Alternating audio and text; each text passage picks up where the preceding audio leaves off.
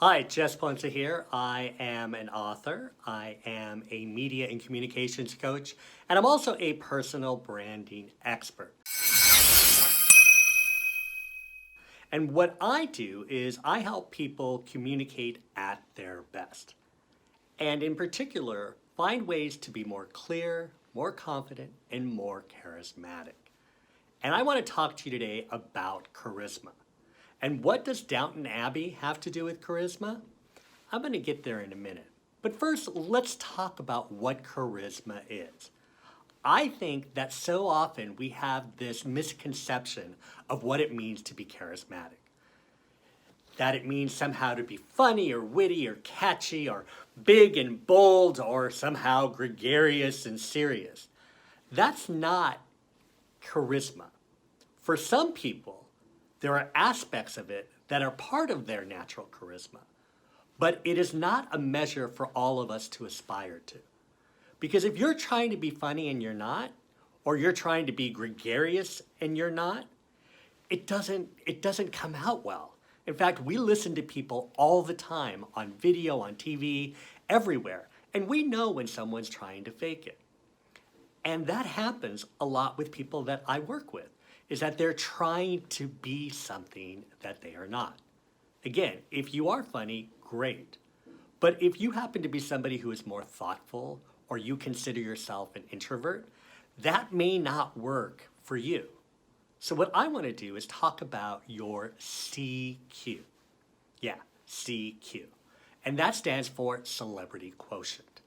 And what that is that innate star quality that you have within you, that when it comes out, you shine. Now you may be thinking, well, I'm not a celebrity. I'm here to tell you, you are. In fact, that's what I wrote about in Everyday Celebrity, which was my first book. You don't have to be on a movie set in Hollywood or on a Broadway stage or in the small screen to be a star. Every day, eyes are on you in one fashion or another. It might be at work, it could be at home, it could be in the community. People are looking to you and they're listening to what it is that you have to say. And you have to consider, when am I most effective? Quite often, it's when you are the most real. Now, being real doesn't mean that you're not purposeful. That's another thing I want to be able to create a distinction for right now, because you can be purposeful. You can have a message you want to say, but saying it in your own style is the best way that you can do that. And that's what your CQ is. Think of it on some level as like kind of your IQ, how that measures your intellectual capacity or your emotional quotient. We've all heard about that, especially if we're in business, which is a look at how you can use empathy or emotion in a work situation. Your celebrity quotient actually identifies 3 qualities that you have that when you use them, you are effective in the way that you communicate. Now, these are characteristics, these are qualities, and replace being funny or being gregarious or being big with 3 other characteristics that are part of who you are. And that leads me to Downton Abbey. Now, the best way for me to share an example with you is to give you not a real life, actually a TV example from Downton Abbey. Now, I have become a Downton Abbey fan, but when it first came out, I didn't watch it. But during the pandemic, I binged on it, and I am now in my 3rd run of watching the show. And there are 2 characters that I love in this show. The first is Lady Mary. Now, I would identify Lady Mary's CQ as being outspoken, direct, and traditional. That's how she communicates at her best. She's outspoken in the opinions that she has about having to marry in order to keep the family estate.